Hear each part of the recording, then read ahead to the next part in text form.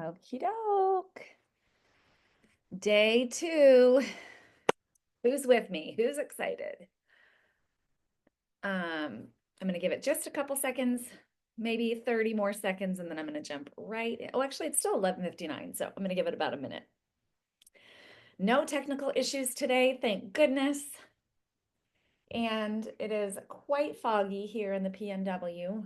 I had the fireplace on until just a few minutes ago. I always get, hot when I'm going live.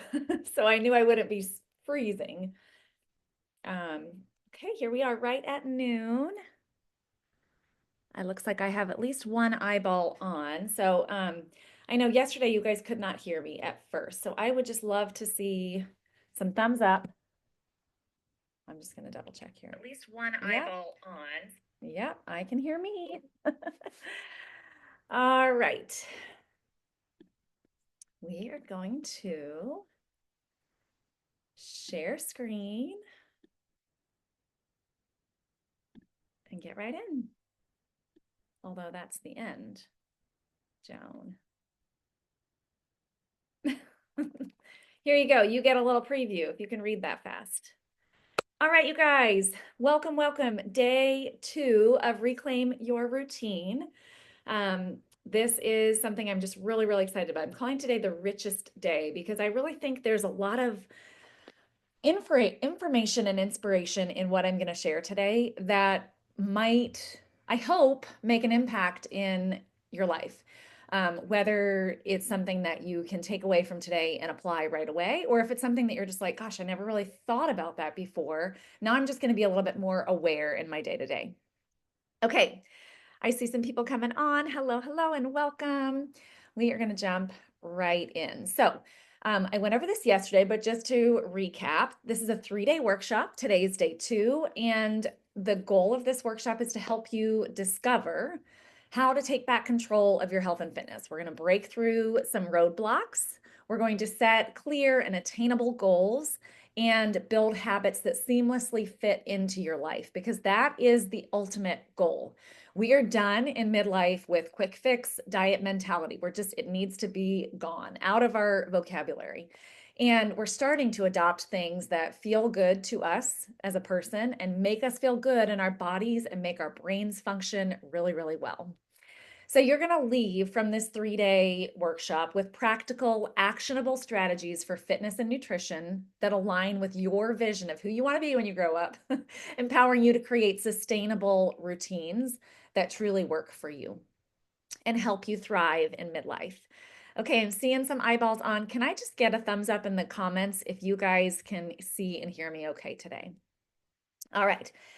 Just a few housekeeping items. If you're not registered and you're just catching this live on Facebook, no worries, that you're welcome to stick around and watch. But when you register, then you get the emails after each day. And so yesterday I sent out the recap and replay email from day 1 with the direct link that goes to listen to the training, as well as the homework. So the homework is optional for sure. However, I know, and I'm thinking you know too, that when we really think about what we learn and we actually take a minute to digest the information and then maybe even write about it or type into a form some answers to the questions, it gets us thinking a little bit more. It gets us digging a little deeper, and it crystallizes in our mind what we're learning, rather than just like in one ear, out the other. Okay, so the replay and recap will be available right afterwards. What to expect: about 30 minutes each day, Tuesday, Wednesday, and Thursday. And then you do have the ability to win prizes for participating. And again, that just ups the ante a little. Like I would hope that you'd want to do this just for your own benefit, just for your own personal development and growth. But if you also have the chance to win awesome prizes, well, that adds a little bit to the pot, right? And it's also adding in some accountability, because I know when you do your homework that you're actually taking this information and absorbing it in. And then the other thing is I will have a comment thread after each day in our inside our Facebook group so that you can share an aha or a question from the workshop so far. Not everybody in our group is going to take time to watch the workshop. So let's just help them absorb some of this for themselves just through our comments. And I really appreciate Carla commenting yesterday. And her takeaway was really that we do need to become, like, we need to learn the skills that are required to reach our goals. Like, that is sort of a, if you don't really think about it, it's like, oh, well, that gives me a lot of grace because I now get to just focus on learning a new skill. I don't know a new skill until I learn it, right? So then it takes the pressure off, it takes the guilt away from not reaching your goal on time or whatever. It's just giving you that opportunity to learn something new. Okay. So the goal of this training is to make a meaningful difference in your life, to help you go from these negative feelings about your health and your fitness and your wellness, from frustration to confusion to discouragement, to these feelings of empowerment and feeling supported. So, and what I really encourage you to do is show up, do the work. Again, in order for this to matter, you have to take action. So we talked about this yesterday. Ditch the resolutions and instead create commitments. So we're going to have a clear path, realistic habits, and a supportive path forward, or clear plan and a supportive path forward. So yesterday it was all about setting the foundation for change. Today is creating the actual change, and tomorrow is getting into action. So as a recap, day one, we set the foundation. We identified that domino goal. We talked about your roadblocks. We identified the growth needed. What do you need to learn? What skills do you need to achieve this goal? And then number four, we talked about that stage of thriving that Jay Shetty talks about. So just to recap, domino goals, that is one goal that if you were to implement it, if you were to achieve that goal, it would have a ripple effect throughout the rest of your life. So I'm curious in the comments, if you identified a domino goal for yourself, would you mind sharing it in the comments so that we can be inspired by you? Curious, what is your domino goal? Number two was roadblocks. So we considered what are our biggest roadblocks that are standing in the way of us reaching the goals that we so desire. And I'm curious, if you thought about this, what are your roadblocks? Is it time constraints? Is it lack of support? Is it lack of a plan? Is it, um, you know, the people that you hang around with? Is it just, what is it that's standing in the way of you getting to where you want to go as it relates to health and fitness? Then we talked about, what do I need to learn in order to achieve my goal? So I'm curious, if you did this, would you mind sharing what is a skill that you need? And then number four is the stages of thriving. So to thrive in 2025, that's our ultimate goal. And so, in order to thrive, we have to go through the stages to get to thriving. We don't just go, oh, I'm going to get really good at lifting weights, and then tomorrow we check that off our list. It just doesn't work like that. We can't skip the hard. So, we start with learning, then we experiment, then we perform, then we struggle, and then finally we get to thrive. And it was really cool for me to read in the homework as people were turning in their answers to these questions. A lot of you are in that perform and that struggle phase right now. So how cool is that, that you already are so close to thriving? Isn't that a different way to look at how far we are away from our goals? Because I think a lot of times we get stuck. I don't know if you remember in previous trainings, we've gone over the gap and the gain, and we're in this gap and we're like, gosh, it's so far from here to perfection because perfection doesn't exist, right? But if you look at, wow, I've already actually learned what I needed, I've already experimented, I've already performed, and now I'm just struggling, that's awesome because now you're that much closer to thriving. Okay, today is day two, all about creating the lasting change. So we're going to go through four concepts today. Number one, understanding behavior change and your emotions. Number two, small changes that need to be big priorities in our life. Number three, we're going to measure what matters. And then number four, and this is the one I'm most excited about, is the three C's. This is the stuff that I'm learning that I can't wait to share with you guys. Okay, so I'm just going to put it all in a sentence here. So in order to make lasting change, we must take action on that domino goal, push past our roadblocks so that we can adopt a mindset of curiosity and self-compassion on the way to achieving our goal. Once we identify which stage of thriving we're in, then we must give ourselves grace because we know it will be hard, but we are worth it. So, did you know that your emotions can have a big impact on your ability to change your behavior. So concept number one today is understanding behavior change and your emotions. Not sure if you guys are familiar, but this is a new book that I'm reading currently. It's called Make Change That Lasts, and it's by Dr. Rangan Chatterjee. I think I'm saying that correctly. And this is one of his concepts that he shares early on in the book, and I just love this. I think I have understood this in a way, but not the way that he explains it. And I just really, really love this. So when we're making behavior change in our life, often the behavior change comes from one or two energies, is what he calls it. One or two like motives. So when the energy comes from love, then it leads to lasting transformation. But when the energy comes from fear, it often is just a short-term quick fix. So he says, when the energy comes from love, it leads to lasting transformation. Fear may get you started, but it doesn't sustain the journey. So I'm going to explain what this means a little bit more. The energy behind change really, really matters. And typically it's one of two. It's either an energy of love or an energy of fear. The energy behind the change determines its longevity. So actions motivated by fear often lead to temporary change, while those driven by love foster lasting transformation. How cool is that? Okay, so I'm going to paint the picture a little bit more here. Fear-based energy is often fueled by guilt, shame, and pressure, and it results in short-term change. But love-based energy is rooted in self-compassion and curiosity and self-trust, and it leads to lasting transformation. I love the dark sky versus the blue sky analogy too. So hopefully this is helping to like set it in a little bit. And I'm curious if you're starting to think for yourself, what is motivating me? Is it fear or is it love? And just a reminder, if you're on live, I would love to see a comment just so that I know. It shows me that I've got eyeballs on, but I don't know who I'm talking to. So I would love to know who I'm talking to. Second, if you are catching the replay, just write the word replay so that I know that you're on. Okay, so when we realize that our energy might be coming from fear, or maybe we just don't know, we're like, I don't really know where my energy is. What it starts with is just self-awareness. So recognizing the source of your motivation, you might just ask the question, am I driven right now by fear, like guilt, shame, external pressure, or am I driven by love, self-care, growth, compassion?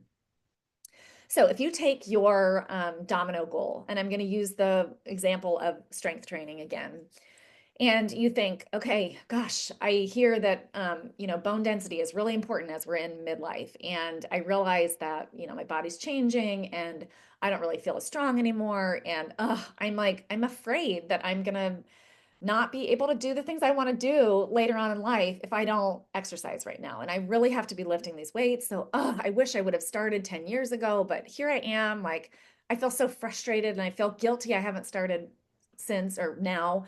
I'm feeling external pressure from my doctor who's telling me I really need to lose fat and I really need to gain muscle. So, like, I got to lift weights, right? So, that's one example of just having this energy of fear instead of being like, you know what? I was really busy and stretched very thin in my 30s and my early 40s. And here I am, like, I have had a little wake up call, and my doctor's telling me I got to, change my body a little bit. So I realized that strength training is probably a good way to do that. So because I love myself and because I'm like kind of excited to learn this new thing. And I know it's going to be a process and I'm probably going to be sore, but you know what? I'm worth it. That is a different source, right? That is the source of love. And what love is going to do is help you transform rather than fear, which is going to help you. It's going to get you started, but it's not going to last. And so a good thing here to do would just be to journal. Like, think about your domino goal and write down any emotions that you have tied to it. And you could label the emotions just so that you can see one is fear-based and one is love-based. I think this is a really cool experiment. And you guys, I just geek out about this stuff. So I would love to hear from you. What is it that is motivating you? Or is this sort of an aha wake up call for you to be like, oh my goodness, I didn't realize that I was really holding myself back just from the energy behind wanting to change. Number two, what you could do is reframe your why. So instead of I need to lose weight because I feel unattractive, how about I want to feel energetic and confident in my body? Write a new empowering statement for each goal and align it with your core values. So again, I really encourage you to journal this, or just next time you go for a walk, like, okay, just think about it. Just be aware when you've got some quiet time to yourself to really go inwards and think, what is my why? And how can I make it come more from love? Number 3 is cultivating self-compassion. So again, we have that inner critic all the time in our ears. Our voice is the number one voice that we hear every single day, and it will be for the rest of our life. It is the number one voice we hear. So if we can catch ourselves in that negative self-talk and replace it with kind, supportive language. So instead of I always fail at this, I'm learning and improving every day. That is where you're going to really catch yourself and go, oops, just kidding. This is how I want to talk to myself instead. And you talk to yourself like you would talk to your kid. Like you would never tell your kid, you always fail. You never finish what you start, right? You would build them up because you believe in them. And so this is where that self-compassion comes. We have to believe in ourselves. We have to build ourselves up. And then acknowledge the struggle. So this is not to say like everything is rainbows and butterflies and it's not going to be hard, because change is hard. But when we realize that it's hard for me, it's hard for others, and that's just the reality. Like, okay, it's going to be hard. This is hard for me right now. You acknowledge it. You're not pretending like it's not, but then you get to support yourself through that. Okay, this is hard, but I'm doing it anyway.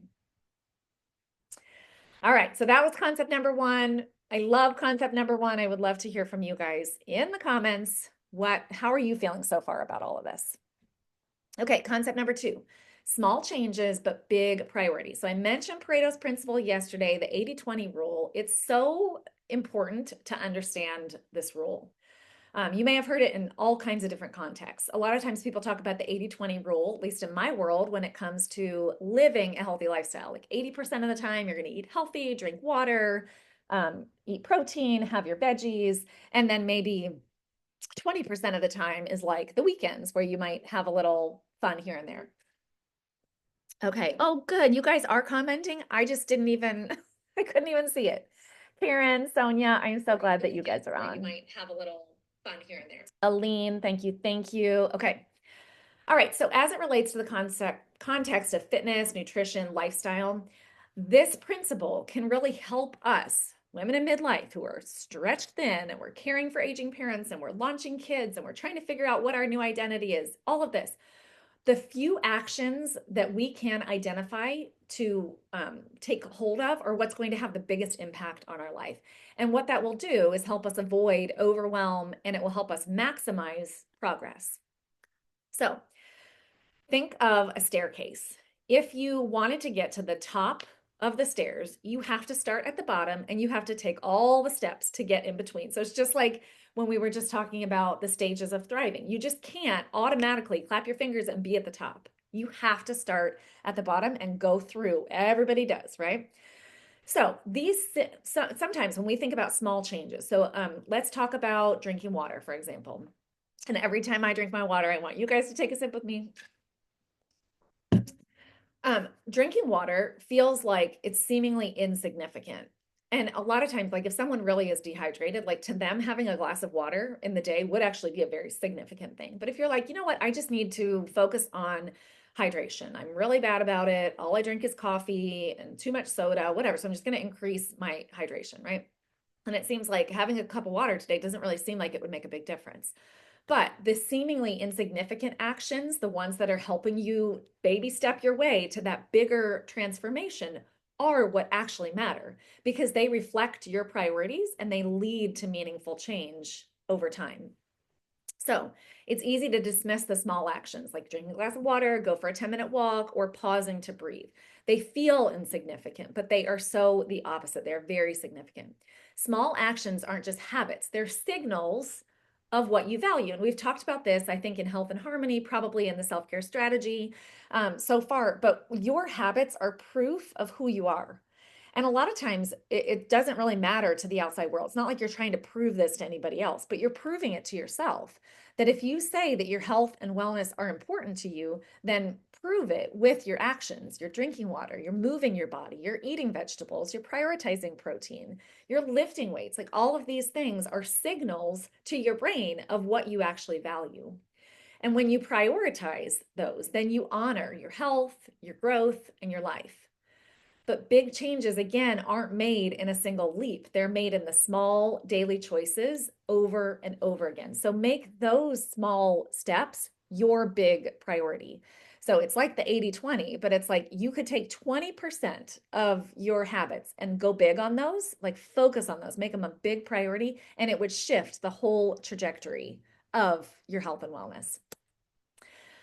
So again, to reiterate, 80% of results come from 20% of efforts. So when you focus on those few impactful tasks that help you to achieve that domino goal, rather than trying to overhaul your whole life, then it really just simplifies it for you, right? So you're not all of a sudden feeling overwhelmed. Like, how in the world am I going to change everything? I have to change everything, right? It's like, no, you just have to focus on these small things. And when you do that, that builds momentum. So you get quick wins. And then that boosts your confidence because you're like, hey, look, for a whole week, like for me, for example, my thing I'm focusing on right now is taking my daily greens drink. And for, I don't know, years, I've been doing it off and on. Like I'll take it a couple times a week and then just kind of forget. But I haven't missed except for one day since the beginning of the new year. And I'm like, look at that. Go me. So now I feel more confident. I feel more motivated to continue to do that because I've already shown myself I feel better. I can tell my nails are getting stronger from the collagen in my greens drink. Like it's just all connected, right? And then finally, and I went out of order here, but it prevents burnout. So when you eliminate unnecessary efforts, trying to do all the things, then it actually makes your progress more sustainable and you become less frustrated because you're not trying to do so many things at once. I would love to hear if any of that resonated with you guys. Here are some fitness examples for you. So, back in the day, I don't know, in our 20s, 30s, a lot of what we heard about was cardio, right? We'd go to the gym and people would just be on the elliptical for like an hour, right? When now we realize that strength training and really like challenging our muscles and our bones is a very, very important piece of where we are in life right now to improve our overall strength, our metabolism, to strengthen our bones, strengthen our muscles. So 20% focus on the compound strength exercises. So we're talking squats, deadlifts, push-ups. They're targeting the whole body. They're improving overall strength. They actually do get your heart rate up. So it does count as cardio as well. And it takes a lot less time, but it's going to help you with the 80% result because you're going to increase your bone density. You're going to improve your muscle tone. You're going to increase your calorie burn without having to spend hours at the gym. This is one of the things I get super excited about because I think we were sort of conditioned to think we had to drive to the gym, spend at least an hour there, drive home. I mean, that could be a 2-hour chunk out of your day. When the reality is, do you have 20 minutes? Do you have 30 minutes? Do you have some heavy weights? Go throw them around for 20, 30 minutes and you're good to go, right? So 20% yields 80%. Number two, daily movement instead of sporadic high intensity workouts. So if we do 20%, we just aim for small, consistent activities like a 20-minute walk or a 10-minute stretch.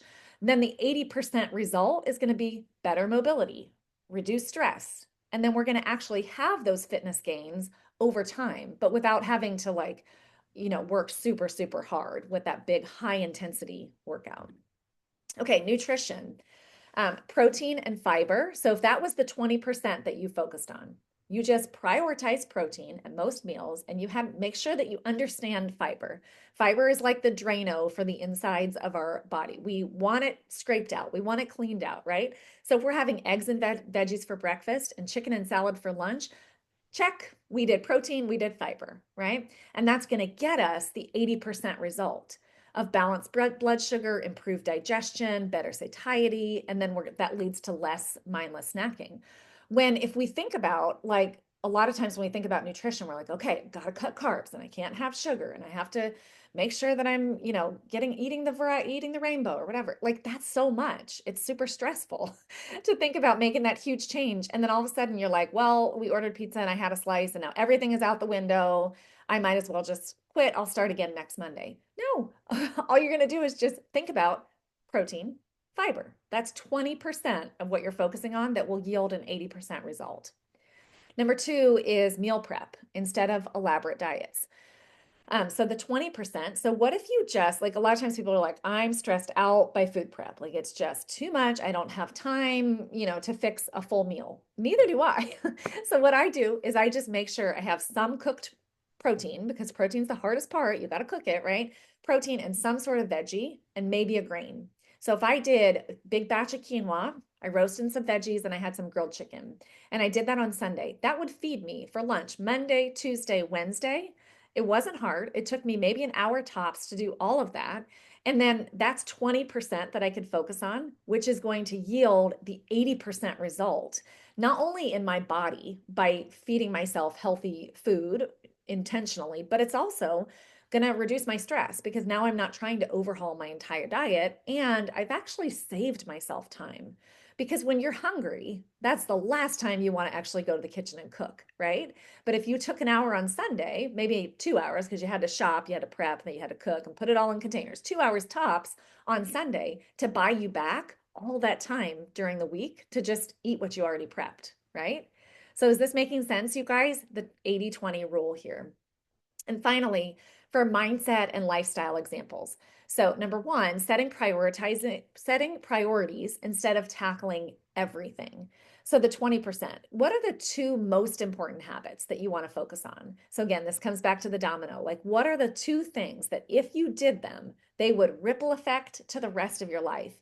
So the example here is getting enough sleep and drinking enough water.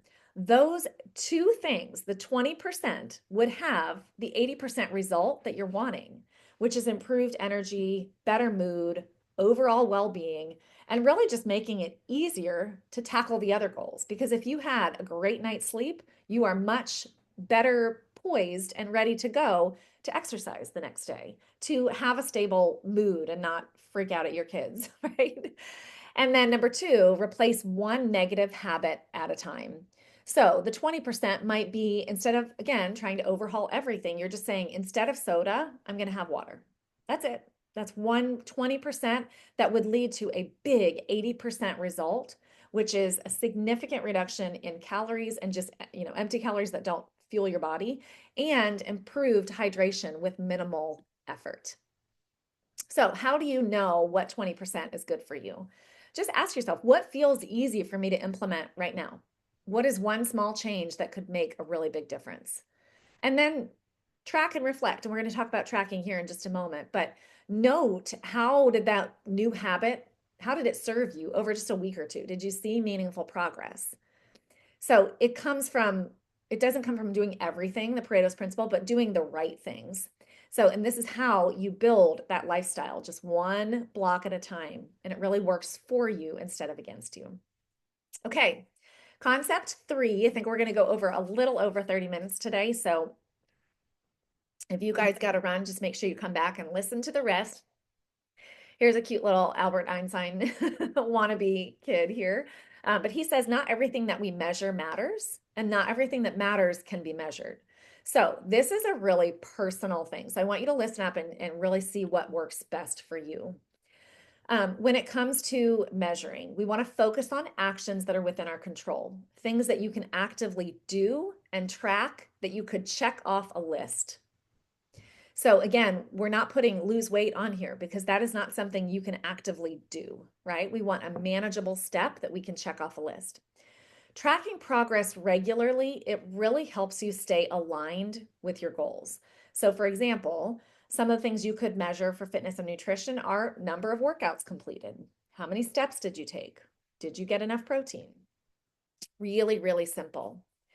Tracking progress keeps you aligned with your goals, shows you how far you've come. So a lot of times when I'm starting something new or I just want to refocus, I'll track for a few days or a few weeks even. And what that does is it builds my momentum and it goes, oh, all right, I am doing that. Good job. Way to go. And I don't want to quit because I already have such a great streak going.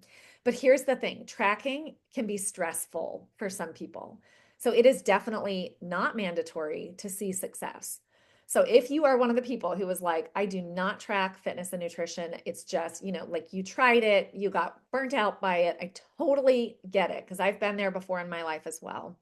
Then what we want to do is focus on qualitative measures instead and process-based goals. So completing 4 workouts a week, meal prepping every Sunday. So like that's like a process. It's not every single day. It's not writing down every single thing you ate. It's not logging every single exercise you did. It's just a big general picture of like, yeah, I said I would work out 4 days. I did. Check. I can feel proud. Or qualitative measures that are harder to really measure, but it's still you're taking the intentional time to think about it. How energized do you feel? How well are you sleeping? How are your clothes fitting? So we're shifting that focus from feeling to feeling and function. So if logging fitness and everything is overwhelming, then instead we just say, do I feel more energized? Am I sleeping better? Am I more confident in my ability to stay consistent? So for nutrition, and I'm just kind of glaze over these really quickly because again, what we want is just the idea of consistency and not perfection. The visual cue thing I think is really cool here. So if you have a jar and every time you drink a glass of water, you put a bead in your jar, that's an awesome way to track too, because I think it takes off some of the pressure and you're just like, wow, over time, you're seeing your jar fill up. You're not seeing the days you don't do it, right? So it's reinforcing, like positive reinforcing your new behavior. And for fitness, what if you thought about milestones like, oh my gosh, I just carried the groceries from the car downstairs up 3 flights of stairs and I didn't even get winded. Like that's a pretty cool thing to focus on. And then the other one is like maybe streak. So moving your body 5 out of 7 days. Awesome. So measure what matters to you. In Dr. Rangan Chatterjee's books, he talks about one of his patients who uses a wall chart and stickers to track his workout.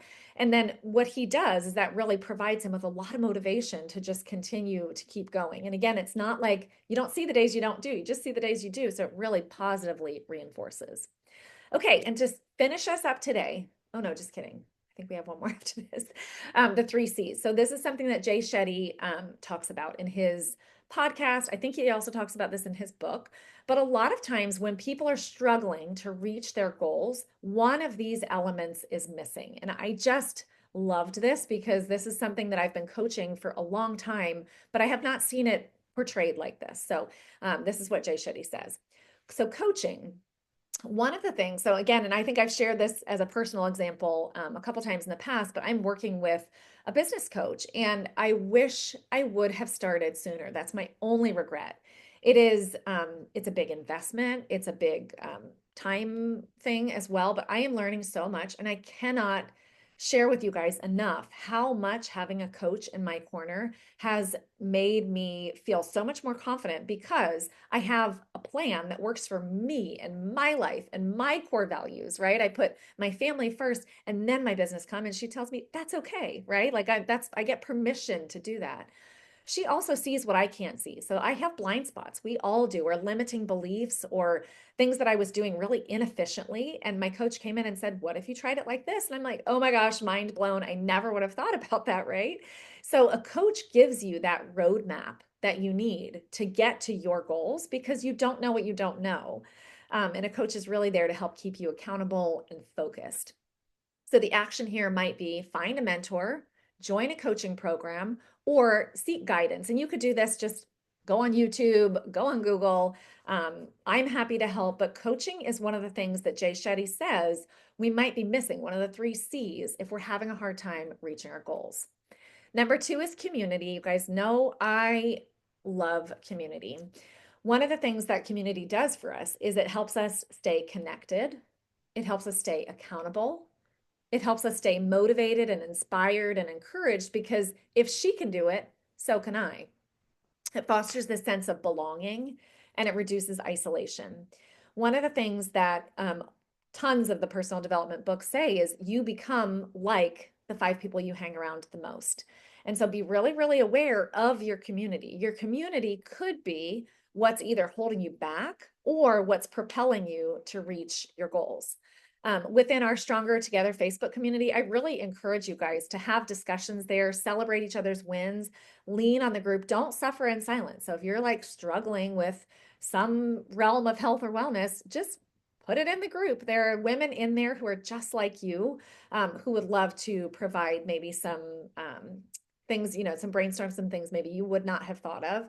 Community is a huge win for us. And then finally, the third C is consistency. Consistency is the key to creating lasting change. Consistency beats intensity every single time. And so, what we're talking about when we are talking about consistency is building those habits, creating a predictable process that will be there for you even when you're not motivated, especially when you're not motivated. You're like, well, this is just what I do. So I'm going to do it even though I don't feel like it. Consistency also helps you trust yourself. And self trust is a huge piece of the puzzle to help you continue to stay on track for the long term.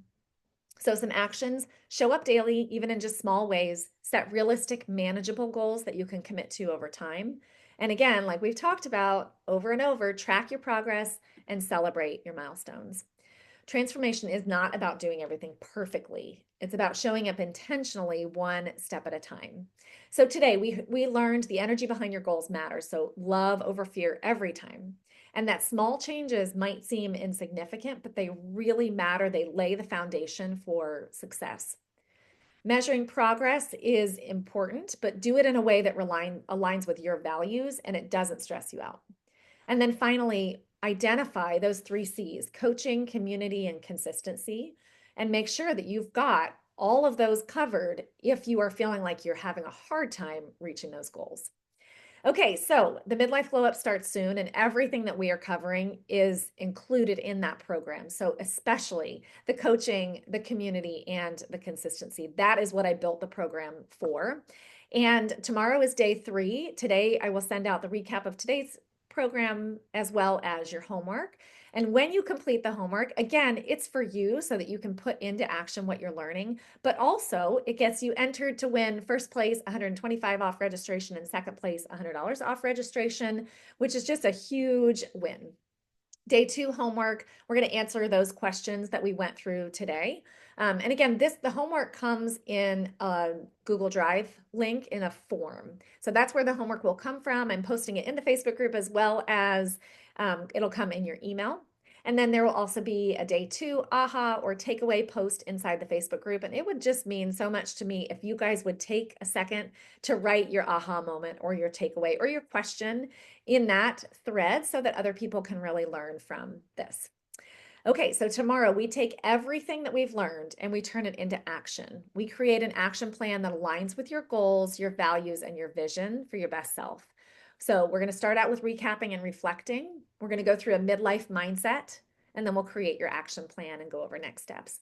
You guys, thank you so much for being here. I absolutely love hanging out with you, and I hope that something I said today makes a difference in your life.